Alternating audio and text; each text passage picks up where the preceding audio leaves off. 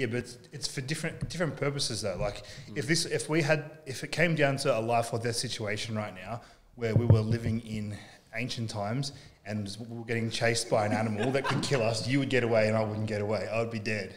That situation would play to your advantage beautifully. Mate, that's why I keep thinking I'm going to get away from those flying animals running through the forest. The flying animal. That's psychedelic NFT. Or I'm jumping on your shoulders, mate, and I'm just hoping you would be able to get away and I would potentially survive, probably not, but even if I do, I'm going to sustain an injury that's going to lead to my death anyway, because there wouldn't be any medicine or antibiotics or anything. And then I love you, mate. I'll probably be feeding off you. Yeah. That's the thing. Like bodybuilding, like having muscles is like cool, but in terms of functional, pointless. Nah. Like there's absolutely no pointless to it. Oh, there's function. Like the function is you think you're going to get girls, but it really is you actually get guys. Like you don't actually get any girls, you just get guys. Bro, you've got purple hair right now, man. I know, Thanos. Your physicality. It's inevitable. That's the other thing too. The other good function about it is you can kind of get away with shit. Yeah. Because I'm a pussy, but because you look big and intimidating, like people don't care what you do. You can get away with shit. So that's the other advantage of it as well. See, I look like a pussy, but I'm hard as. So that's the thing. Usually guys that look like pussies are way tougher. Yeah, that's what I tell myself. That's exactly what it is in the situation. That's what I tell myself every while. Like, you look like a pussy, but fuck, you're tough. Anyway, let's jump into it. So there's no need to introduce you. You're a very well-known... Not that well known. A little bit well known. I mean, a little bit well known within the sphere of Australian bodybuilding and somewhat international bodybuilding as well. But I mean, for people that don't know me, my name's Michael Pearson. I'm a what am I? I'm an athlete. I'm an Australian. I'm an international level bodybuilder. I win pretty much everything I do. Pretty much, not absolutely everything, but pretty much everything. And I now run a sports nutrition business as well, Magic Sports Nutrition. You do. A great business, a great business. Thank you. Very different business. We're trying to be different because a lot of what I see in the industry now, a lot of people that, I mean, not all of them, but a lot of people that are in the sports nutrition field, they don't have experience at a elite level. In terms of the competitive side or the sporting side or whatever it is.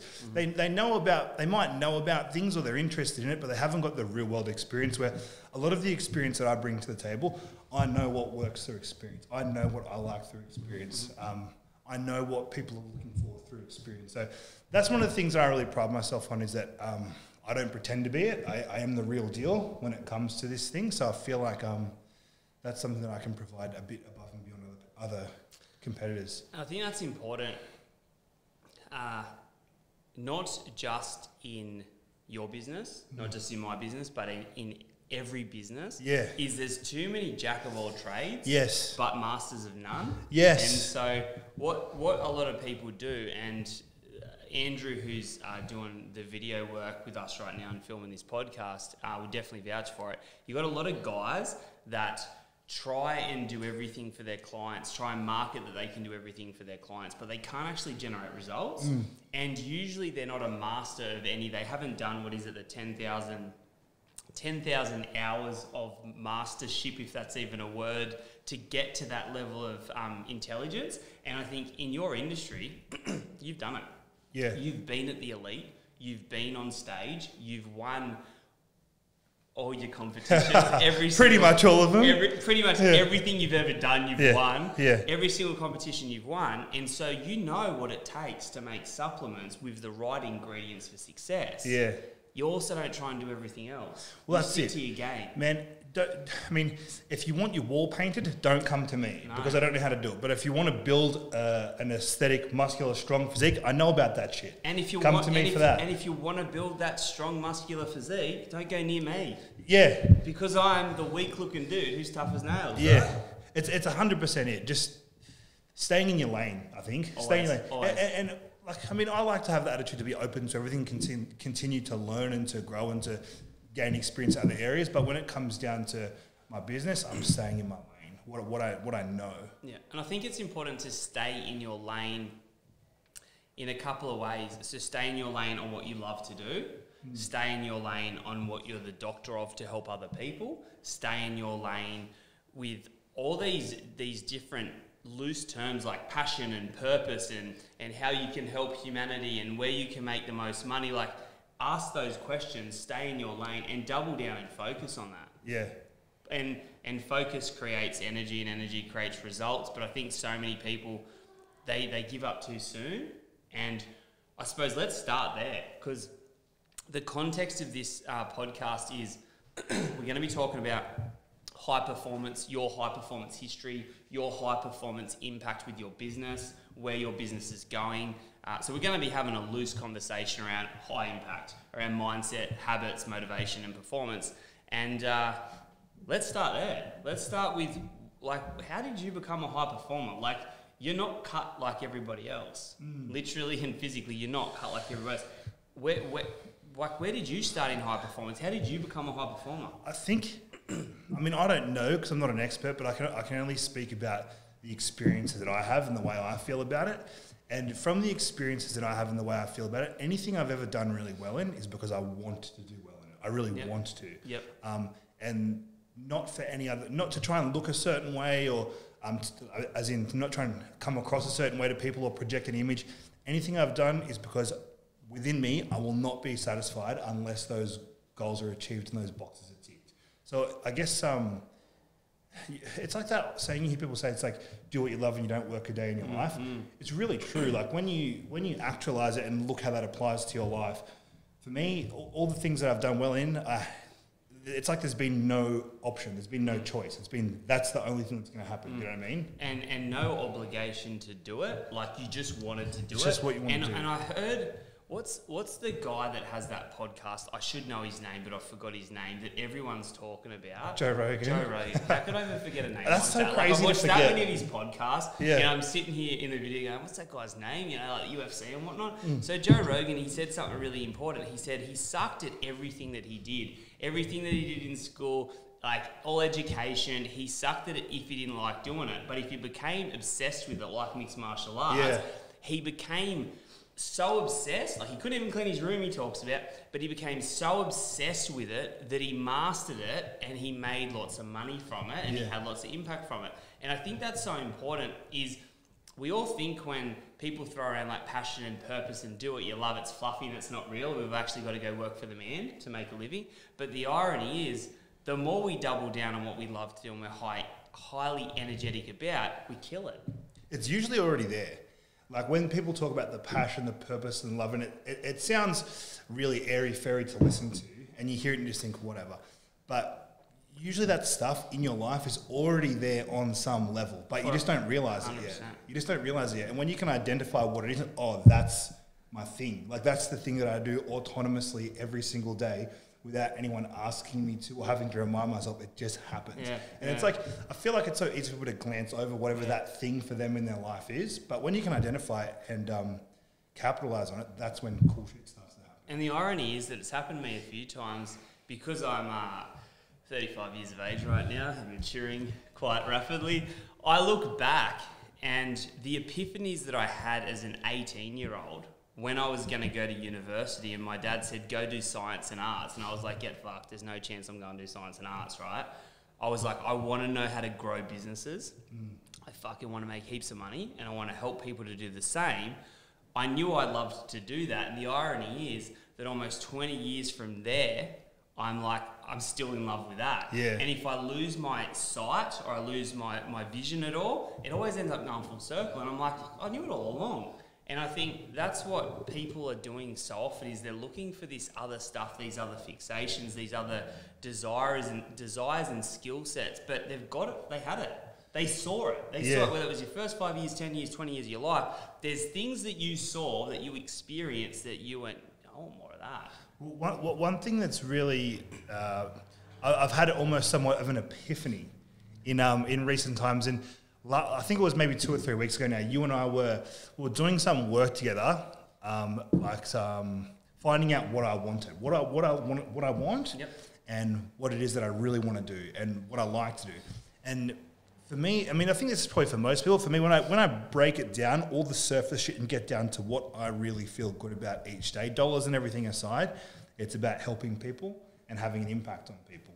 And that for me is super important. And if I think about how I can do that, when I first got into bodybuilding, if someone asked me why I like it, the reason why I liked it was because I felt that it was just something that if you try really, really, really, really, really, really hard at, you can be good at it. And one of the lessons that I've taken from bodybuilding is that trying really, really, really, really hard at something to become good at it, that's actually applicable to everything. And now with what I want to do through my business, being able to help people, how do I achieve that? I just have to try really, really, really hard at something that I want to do. Yeah. And I remember that conversation. And are you cool if I give away a little bit of go details? for it. Cool? Yeah. So me and Mikey caught up a couple of weeks ago, and we're both very driven people. Both want to achieve big things this year, and I've always been your number one fan. You know that. And we're just going to absolutely do big things this year. But Mikey had it a little bit wrong. Mikey has his amazing business, his amazing business partners. He's helping so many people. But because of the industry you're in and because of the stigma of the industry, you almost thought it was like a little bit of ego that you were chasing, gratification that you were chasing, wanting to be loved. But when I started cracking through, which I did, it became apparent that your truest desire, your true nature, is you want to just help humanity. Because when we crack through the code, that's why you kind of partly do bodybuilding. That's I asked you about the kid in the shop, and you don't have any time because you're running to a meeting, and he asked for your autograph and for you to give him some advice, and you say, I would give that advice no matter what. Like, that story is because you want to be on the big stage, excuse the pun, to help more people. Well, it gives you a platform. Gives you a platform to make an impact, to make an influence.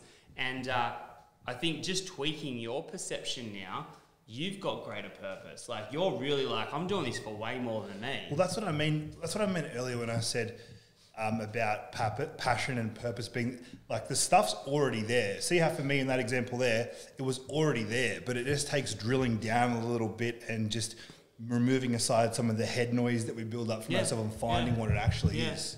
And then, being able to capitalize on it. Because a lot of us don't ask the deeper questions. Like, we go, we're here to make money. Yeah. We're here to look after our family. We're kind of we just want to build a house. We just want to get the car. We just want to kind of make $1 million business.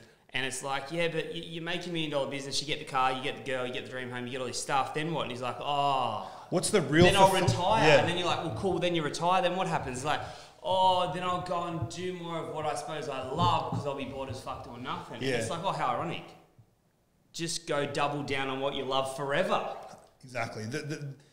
The finances and the material things, it can't be the fulfillment. Yeah, it's mad to have, but it's not the fulfillment. And like, I'm still very much early in my journey to where I want to go, but I want the fulfillment to come from what I'm passionate about, which is engaging with people, helping people, inspiring people, elevating people, and then the byproduct of that is the business grows and the money comes as well. And I believe that so much because I've seen you go from 0 to 100. Not in the bodybuilding industry, you did that all by yourself, but I've seen you in the business industry do that. I've seen you do it with our last kind of YouTube podcast video thing we did, which I sniffed way too much, so I'm owning that. I'm working on my sniffles. I thought you meant something else, and I was like, what? No, that's not... No, guys, I had bad hay fever, if you don't know me. But I saw you go from here to here in 1 month, and we recorded it, we put it on YouTube, and you had that level of conviction in that month of business, and that gave me fulfillment, because I spoke to you pretty much every day for a month, and you just kept hitting goal after goal, your traction, your focus, everything was so fixated on helping people with your product that's kind of what we're bringing back to light now. But we started the year with like, let's not do it for a month. Let's not do it for a couple of months. Let's double down on this and do it for a lifetime. Well, that's the thing. But I think, and you'll be able to add to this, and I'm hoping that you will, but it's putting in place a sustainable strategy. Because it's no good for people if they run themselves into ground, like have an amazing month, but they can't back it up.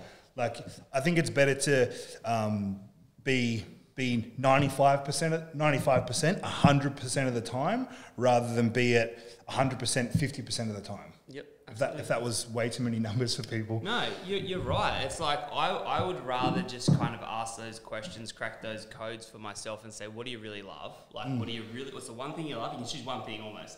What's the one thing you love? You want to give and help humanity because you love doing it so much, and you can help them get such a great result.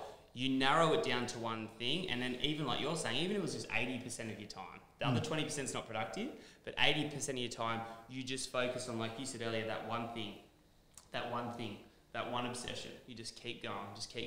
Within 5 years of doing that one thing obsessively, just over and over again, helping people to generate results and fine-tuning your system, Imagine the impact of the money. I think the important thing for people listening to is, because I know for myself, whenever I listen to this type of material, it all sounds good and you think you're going to walk away and everything's going to be amazing straight away, but you're still going to have to do a heap of shit you don't want to do in order to achieve what your ultimate goal is. Like, I still have to have the shit phone calls or the shit emails of the customers I don't really want to fucking deal with because I feel like they're a waste of time. But I mean, that comes with running a business, right? Like, how would you explain that type of scenario? So you're spot on. I think, and I might tap into some of the stuff we've been doing.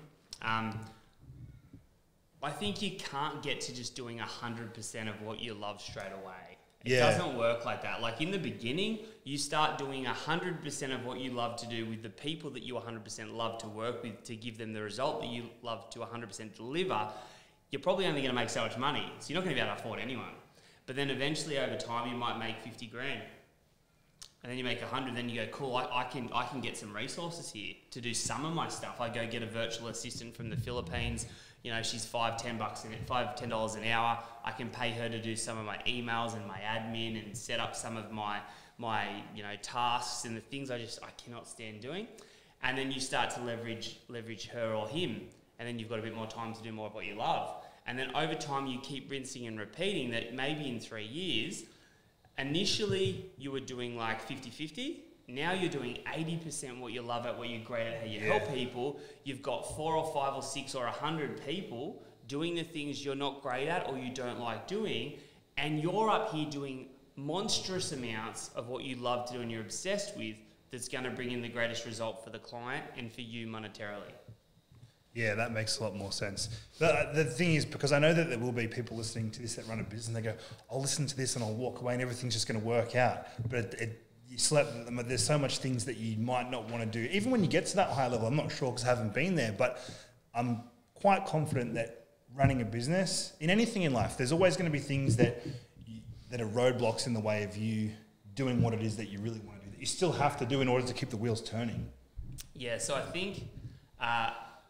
So this is what I believe, and I'm not saying this is gospel, but this is what I believe, and I think the coaching that's been going on lately in my business, you kind of hopefully vouch for me on this, is we're in an era right now where there is so much information on the internet. Like there's every single business coach guru going, man, I'll 20x your business. There's every solution to everything, and we as humans and computers are like, there's way too much going on. I don't even know where to look. I don't even know where to start. Like, I'm super confused.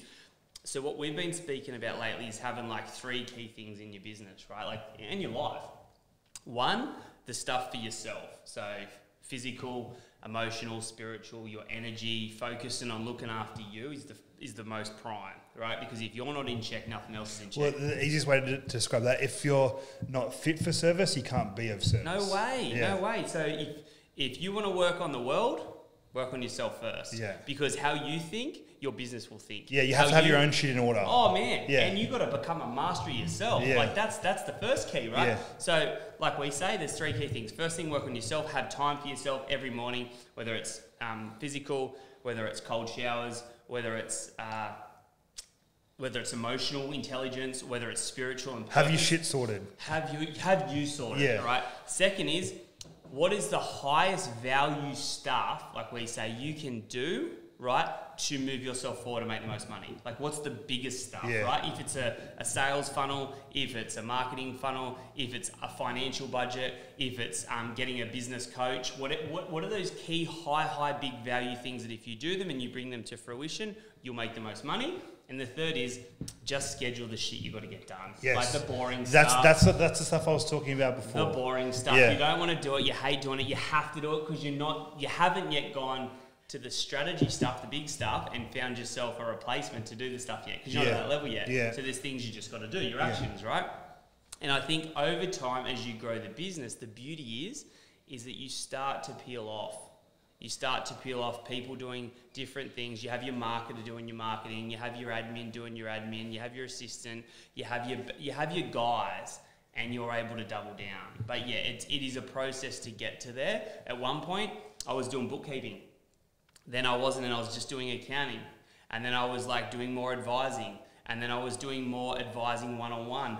And then I was doing more advising to group. And similar to you, my impact is to make, or my purpose is to make an impact to so many people financially and strategically that I want to be like you on the big stage, right? Definitely not the bodybuilding stage with how I'm looking right now, but the big stage and doing stuff together with you to impact more people's lives. So I think you're right, it is a stage thing, but you've got to have a staged process focused on the 80-20 or focused on those high value strategies that you're just consciously going towards. Well, one thing that keeps popping up for me, and you and I spoke about this again months ago, but it keeps just coming to me in different areas of my life and popping up, or maybe I'm just, because I'm conscious of it now, I'm realizing a lot more, but it's scaling things up so that, like we were just saying, I can reach people on a broader scale or impact people on a broader scale by doing, like, rather than putting 1 hour in one-on-one, put 1 hour in and reach 10,000 people or whatever it might be. Do you know what I mean? I do, because you're already on scale. Like you are, you're already well known. You've already got a good following. Everyone I run into says how much they love your content because it's a beautiful blend of humor and impact, right? And you're already on scale, so you're already there. But I think scale is such an important thing, which so many idiots on the internet throw around every 5 seconds. If you want to scale your business, and I'm like, you don't even know what the word scale means, mate. In my opinion, scale means I know what you're going to say. time. Oh, I thought you were going to say it means impact. It does. Yeah. No, it does. It means the impact of your time. Yeah. So you said to me a couple of weeks ago, like, I've got these PTs and whatnot, which is great, and I love that you love helping them.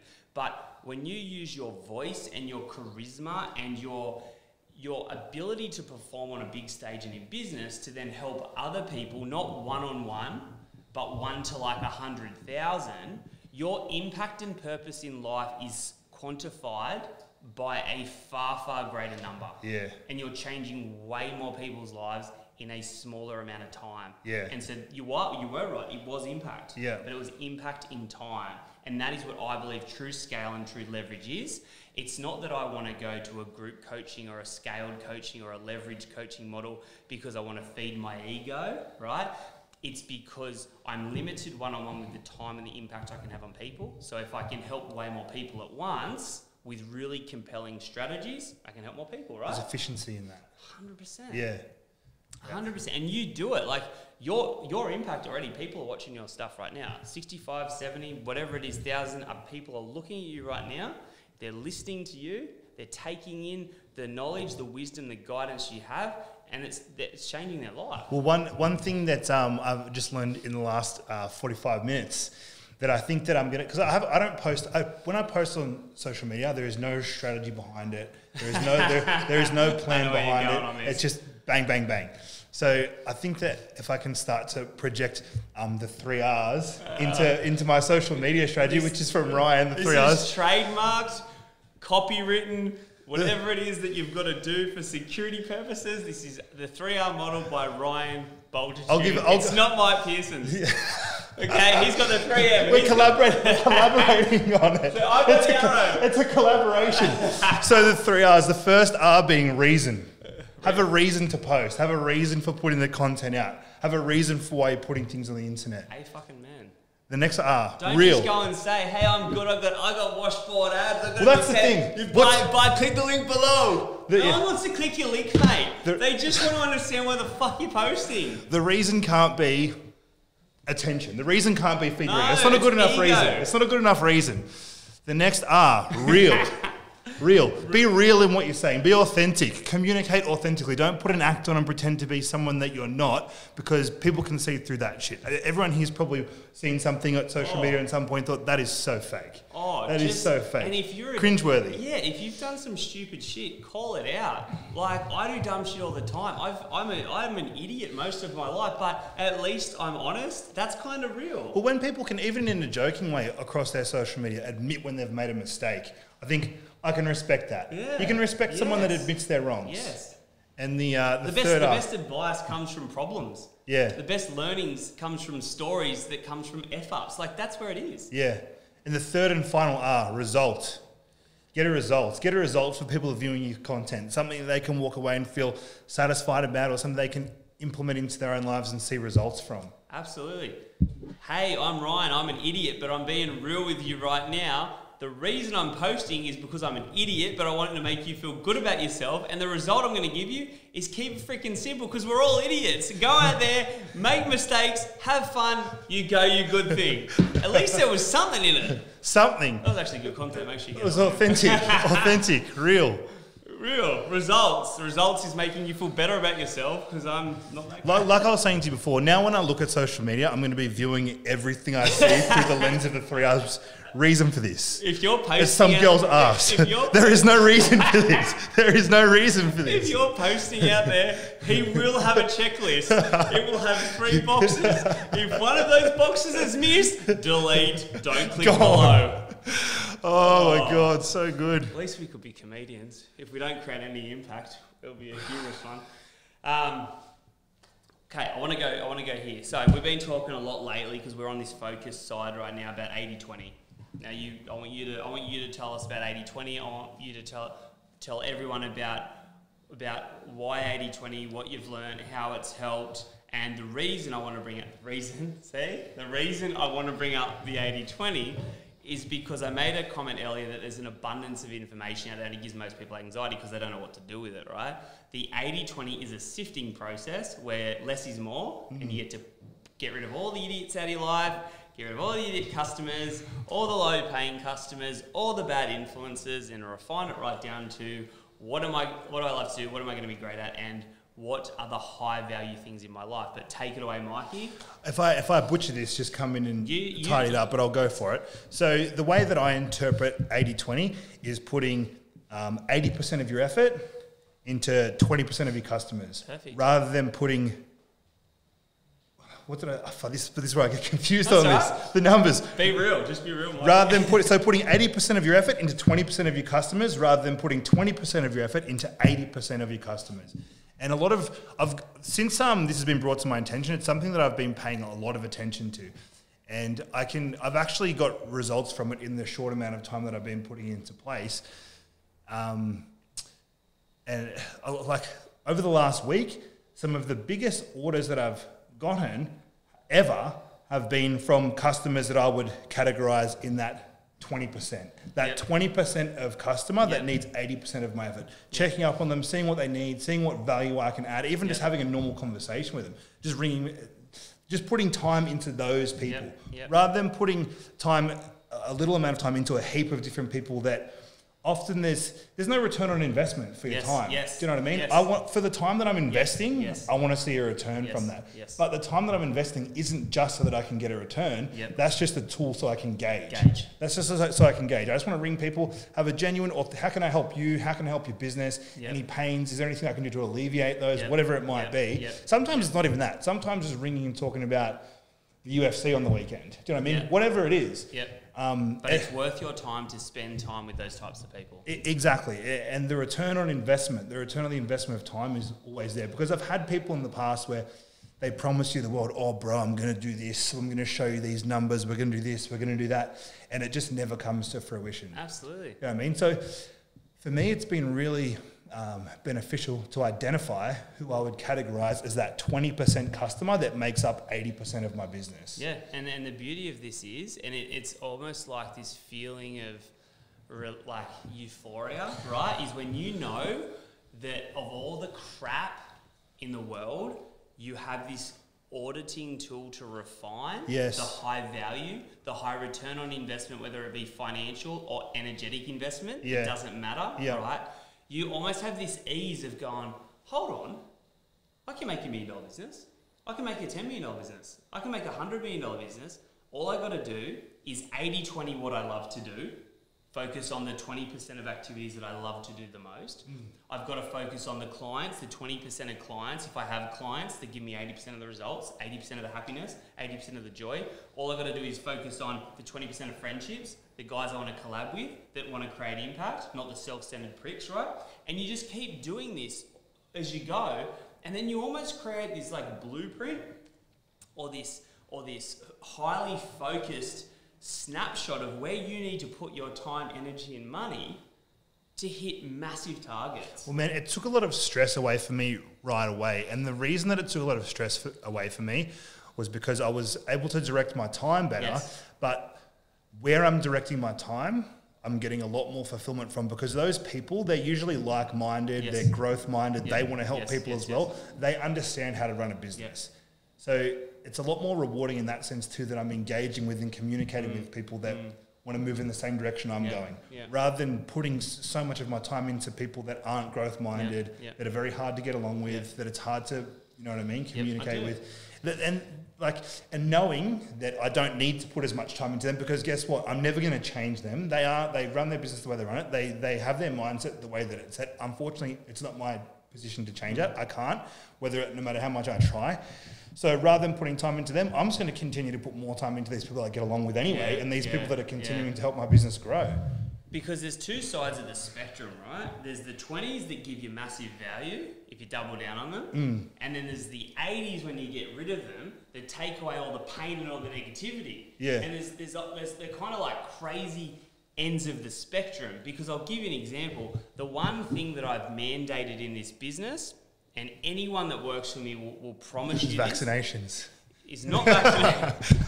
That's a complete lie. It could be one day. It's not vaccinations. It's nice people. Yes. And it sounds fluffy, but it's not money first. Bro, it's nice people.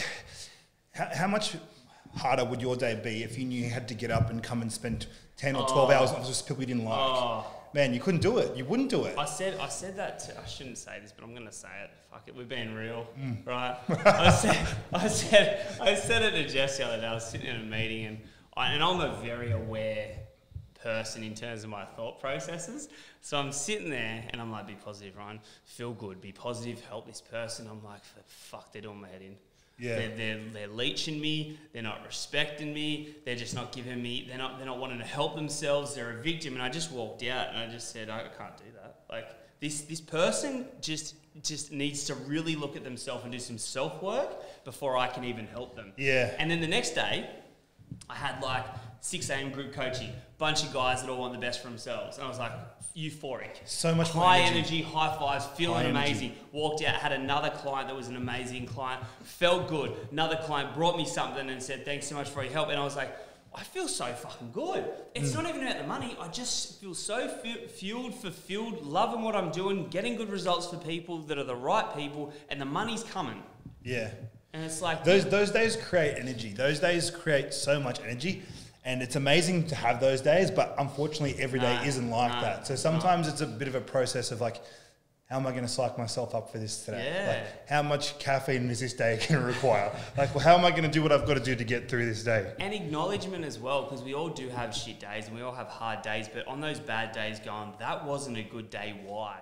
Yeah. And then starting to go, there's probably a lot of 80% stuff in here I shouldn't be doing, someone else should be doing, or I need to look at how I'm doing it, or I need to do something with it, that you then never have to have that same day again in any way, shape or form. Well, I think one thing that anyone that's ever gotten ready for a bodybuilding contest knows how hard that final 4 weeks is. That final 4 weeks when you have no energy, you don't want to go to the gym, you're eating fish and asparagus 5 times a day, your apartment smells like a dead body from all the fish that you've been cooking. Like that's a very hard time to go through. Do you know what I mean? It's very, very hard. So it's almost like, how do I create that excitement to do these things that I don't really want to do to get the result that I want to get? So during that period, I have to create excitement for myself. Okay, I don't really want to eat this meal, but I'm going to fucking eat it anyway, and I'm going to eat it better than anyone else. I don't want to get up and do cardio right now, but I'm going to get up and do it anyway, and I'm going to go harder than everyone else at it. So it's like when something comes up in business, okay, I don't really want to do this job.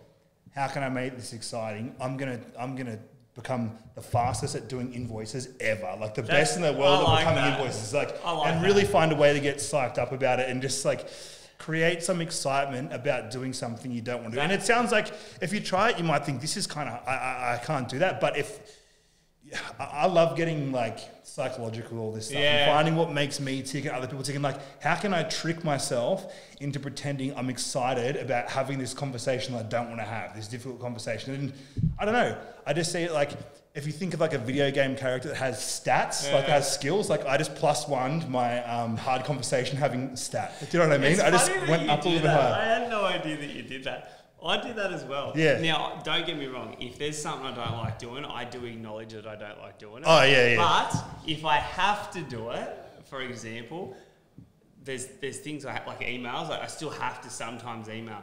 I still have to sometimes speak to people I don't want to speak to. But it's ironic that you still get to choose how you feel about it. Yeah. And you still get to play mind games. Yeah. And leverage gamification with that, where you get to kind of go, well, if I have to do it, like, because I haven't hired that next person to do it, for example, let's manipulate our perspective. Let's manipulate how we see things. Almost pretend we love emailing, and then just take on the persona of someone that loves emailing. Oh man, if I have to send emails like that, I will be so elaborate in the vocabulary that I will use, so that it seems hilarious to me. It doesn't come across as being a smart ass to the person, but I'm still enjoying it. Do you know what I mean? I do that. Yeah. And I think what the takeaway is there, which is I've been really immersing myself in lately, and Andrew, you'll definitely vouch for this, is like, what is the meaning of life? And I honestly think the meaning of life is to feel good through it. Like, when you feel good through life, great stuff happens. And so if you've got to feel good for a while through some bad shit, that's okay. If you've got to do some really uncomfortable stuff, feel good through it. Bro, that's one thing you can control. An epiphany that I had recently, another one that I had that I can add on to that. I think most people that are listening to this, I'm sure everyone in this day and age has played a video game at some point in their life. And it's very easy to... Most video games will have a main quest that you do, and they'll have all side missions and stuff that you can do. A main mission and side missions. Everyone in life, I feel like, is just going through trying to get the main mission done. So you finish, get the main mission done, you get to the end of the game, it says, oh, congratulations, you've completed the game 20%. Yeah. You think, what? I just finished the game. What do you mean 20%? But you didn't go back and do all the side missions to complete it 100%. I've heard this story. Yeah. Well, I feel like it just resonates right now. Our life is like that video game. I don't want to get to the end of my life and go to heaven or wherever I go, and God or whoever says, oh, congratulations, you completed life 20%. Like, holy shit, I was alive for 80 years or whatever it was, and I only completed 20%. And he says, and he goes, and guess what the worst part is, Mike? He's American, apparently. He goes, guess what the worst part is, Mike? I'm God.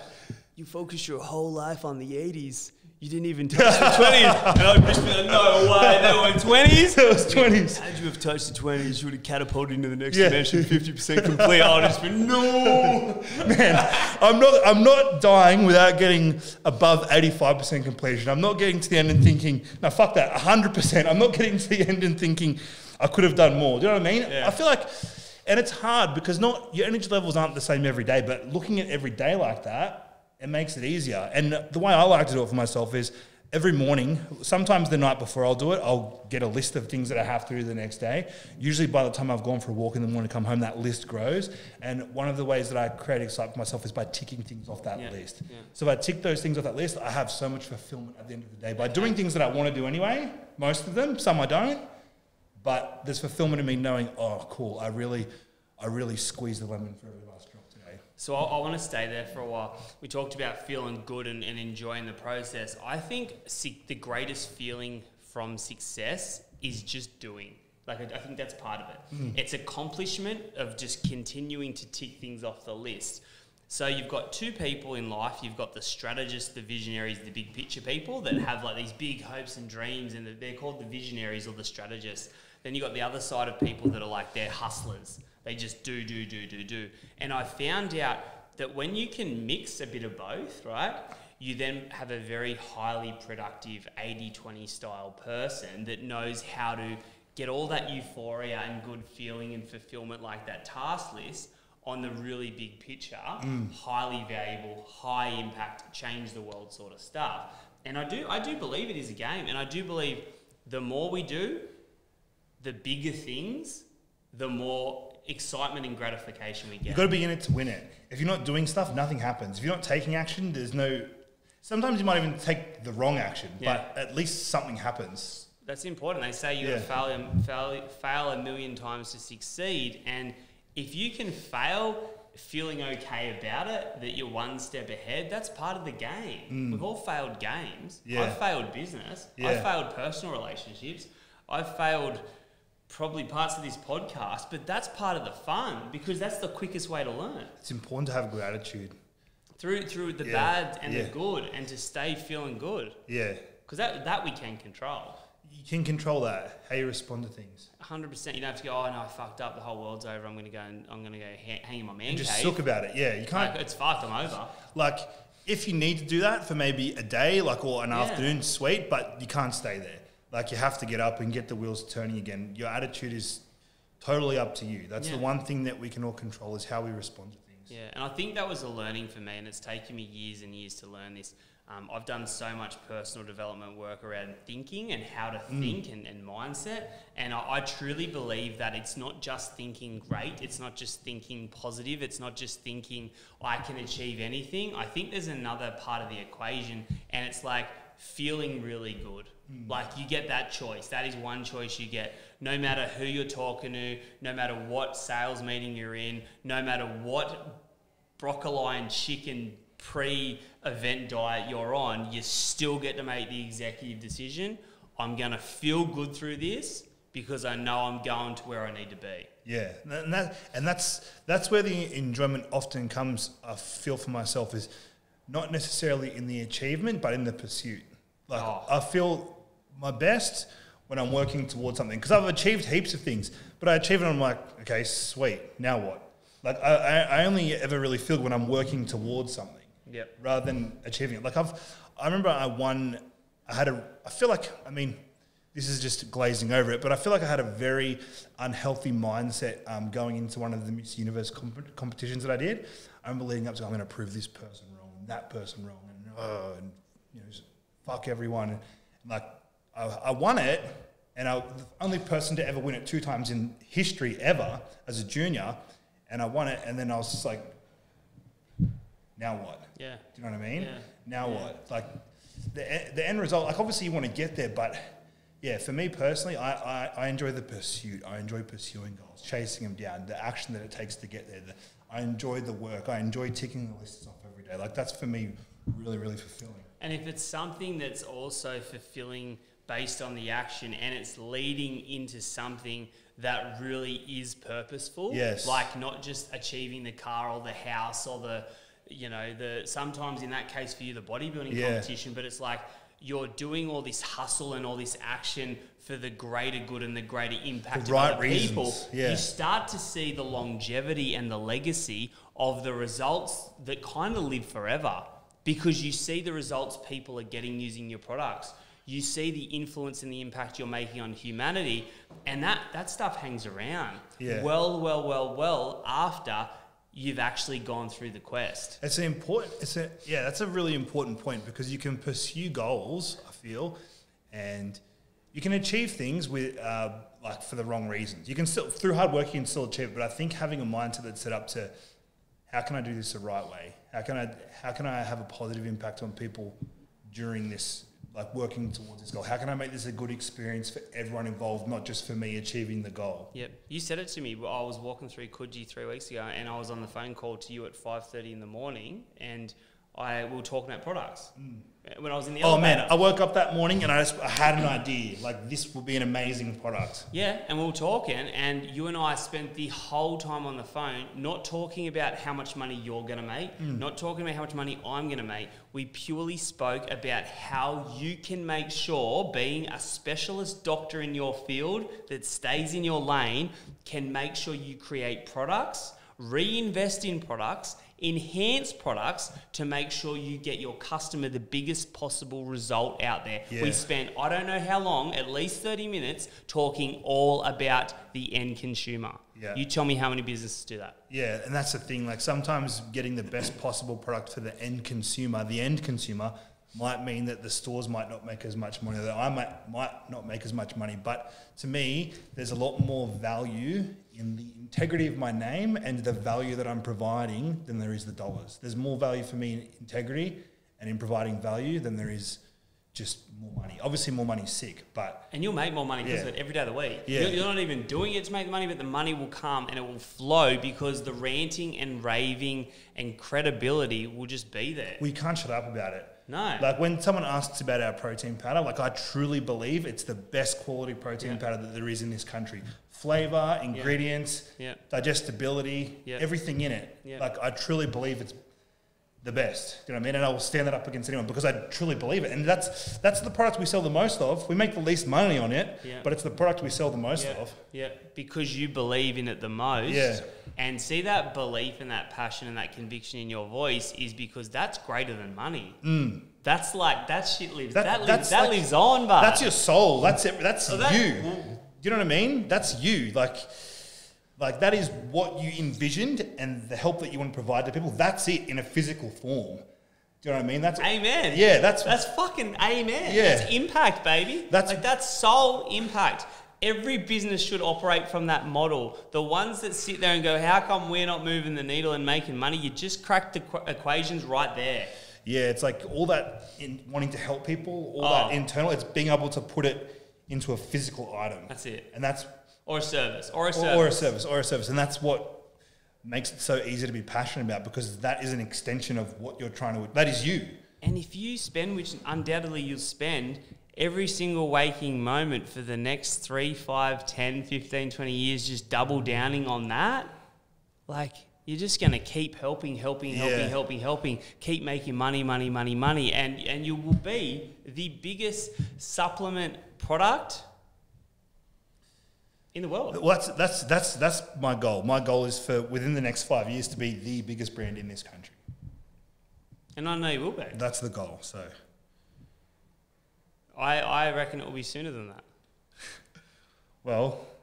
I'll challenge you to a duel. Get to work. We better get to work. So is there anything else, Mikey, you want to touch on before we leave these lovely people? Man, I don't feel like I've thought once during that. It always came out. So there's nothing else I can think of. Yeah. Nothing else I can think of. What about you? Mate, we've touched on being the doctor. We've touched on being staying in your lane. We've touched on double down on focus. We've touched on feeling with focus, so making sure you're feeling out and loving what you're doing and staying in your lane and double downing on that. Removing all the time vultures, or the 80s, or the crap, right? Getting real with yourself, asking deep questions. What do I really, truly love to do? What am I passionate about? I don't know how much more that there can be said, but I tell you one thing where I'd like to leave it is that you do have to take massive monstrumental action with this stuff. You can't just have great purpose and passion and feel good and be out there helping people to create massive impact. You've got to take massive action that feels really good. And the best way to do that this year, in my opinion, is create a simple damn plan focused on the highest value purpose and highest value strategies that will get you there, and make sure it's in your diary. Yeah. And I'll let you finish it off with whatever you think in terms of accountability, etc., is going to move the needle for people this year. I think I agree with that 100%. But just speaking from personal experience again, I feel like a lot of people want to listen to podcasts like this. People want to listen to self-help books, which is great. It's great to feel good. It's great to get inspiration, but that is all completely useless unless you go away and do something, which is the massive action that you're talking about. Well, everyone, there's so much stuff out there. Knowledge is power. Knowledge isn't power. Knowledge is a book hanging in your cupboard. Like, that's knowledge. I think when knowledge meets action, then you become that nicely balanced individual between strategy and vision and purpose and passion and end game and longevity and legacy that we've been talking about. and then someone that knows how to get out there, schedule the action and get it done and feel good through it, and then do the same with their teams, do the same with their families. That's when you get momentum and movement. And to finish off on a quote that you and I give each other a lot lately, don't be a pussy. Just go out there and just don't be a pussy. Because when you don't be a pussy and you do stuff that's hard and it hurts and it's fearful and it's pain driven and it doesn't feel good, you change and become a better person. Yeah. So you really should feel good through pain and hardship, because it is changing your identity, it is changing who you are. And so reframe your mind on pain and fear. Start to go, this is actually evolving me, this is good. And you'll start to feel good. And the next time you have to do that job that was hard, it won't be hard anymore, because you know how to do it now. Exactly. You've built the skills up. Exactly. And then there's no pain or fear. So there's the irony there. It's all made up in your head. So just don't be a pussy. So don't be a pussy. We'll leave it there. That was hot, bruh. That was red hot.